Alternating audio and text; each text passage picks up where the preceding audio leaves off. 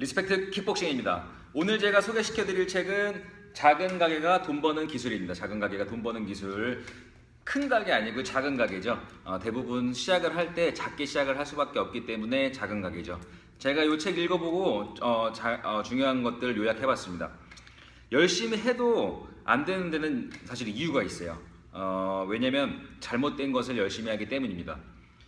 전술과 전략을 이 책에서는 두 가지로 나눠서 얘기를 했는데, 대부분 이제 작은 가게들이 안 되는 거는 전술을 열심히 하기 때문이에요. 전술이라는 거는 이제 나무를 보는 거고, 전략은 이제 큰 그림을 보는 건데, 전술 같은 경우에는 야구로 치면은 이제 타자나 투수가 뭐 삼진 아웃 시키고 뭐 안타를 치고 홈런을 치고 요런 것들이 전술이고, 감독이 돼가지고 전략을 해서 승리를 이끌 수 있는 걸 짜야 되는데, 대부분 오너들이 감독 겸 선수이기 때문에 자기 것만 본다는 거예요. 큰 그림을 못 보고.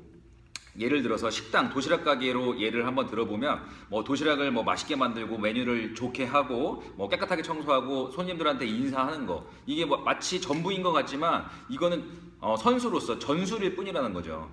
전략 같은 경우에는 이런 게 있어야 돼요. 뭐 배달 지역이 지금 3km인데 왔다 갔다 이동 시간이 너무 많으니까 뭐 1km로 줄이자. 아니면은 초등학교, 중학교, 고등학생 대상이 아니라 성인들 위주로 하는 거기 때문에 컨셉 자체를 성인 쪽으로 맞추자. 이런 전술에 대한 부재 때문에 작은 가게들이 잘 안 된다는 겁니다. 열심히 해도.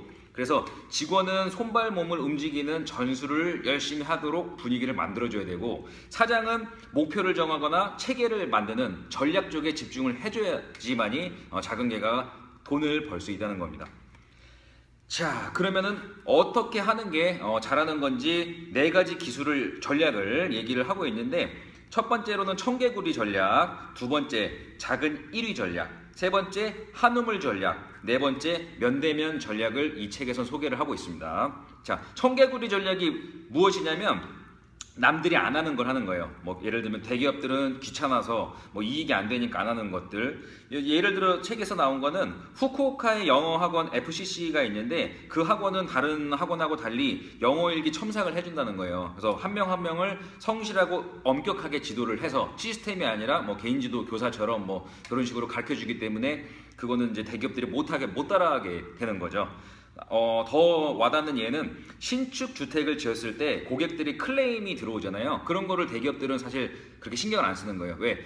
물건 새로 파는 게 더 좋지, 뭐 이런 클레임 같은 거 잘 해봐야 남는 이익이 적거든요. 근데 중소기업, 작은 가게들은 그 클레임만 전문적으로 처리를 해주는 대행업을 했을 때 대기업들은 관심이 없고, 이런 것들만 전문적으로 하는 작은 기업한테는 승산이 있다는 겁니다. 그래서 그게 바로 남들이 안 하는 것을 하는 청개구리 전략입니다. 자, 두 번째로 작은 1위 전략이 뭐냐? 전체적으로 1등을 할 수는 없어요. 뭐 처음부터 전국 1등, 뭐 서울 1등은 너무 어렵습니다. 하지만 뭐 서초동에서 1등을 하겠다, 요거는 한번 해볼 만한 거예요. 그래서 반경을 최소로 줄이는 겁니다. 그래서 뭐 후쿠이치 부동산이라는 거는 있는데, 뭐 반경 뭐 500m에서 거기 술집 전문 부동산인 거예요. 요렇게 500m라고 아주 제한을 두니까 뭐 월 매출이 뭐 25배 성장을 해서 뭐 1억 5천 정도의 월 매출을 올렸다, 성공을 하게 됐다. 이런 것이 바로 작은 1위 전략입니다. 1등을 해야 되는 이유가 중요한데, 어디서든지 한 동네 1등을 했다는 거는 되게 의미가 있는 수치예요. 일단 작은 지역으로 1등을 해놓고 그 다음에 큰 지역으로 넘어갈 수가 있기 때문에 작은 지역 1등이 우선 되게 중요합니다. 자, 다음으로 한우물 전략이라는 게 있어요. 한 가지에만 집중을 하는 거죠.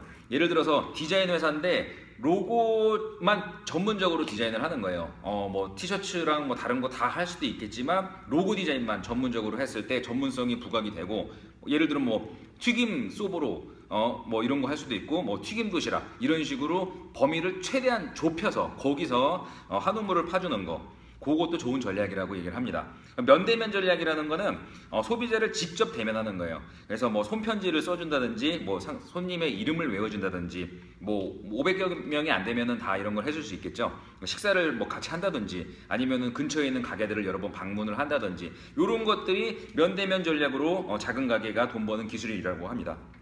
자, 면대면으로 좀 노출이 자주 돼야 되는 것도 하는 얘기를 해주는데, 장사만 하는 사장님이 있고 강연도 하는 사장님이 있어요. 그러면은 강연하는 사장님이 얼굴이 더 익숙하기 때문에 그 지역이 노출이 더 많이 되는 거겠죠. 뭐 로고 제작을 하는 네모토 씨 같은 경우에는 개인 브랜드 구축 세미나, 뭐 주택 판매하는 사장은 뭐 실패하지 않는 집 짓기 강의, 뭐 이런 것들을 유튜브나 만약 개인 오프라인 강의를 통해서 얼굴을 더 알려주는 거, 이런 것도 작은 가게가 돈 버는 기술 중에 하나라고 합니다. 자, 4가지를 읽어봤어요.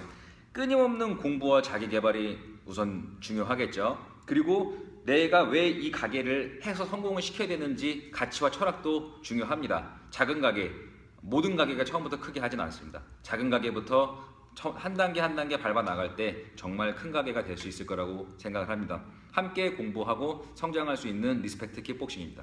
감사합니다.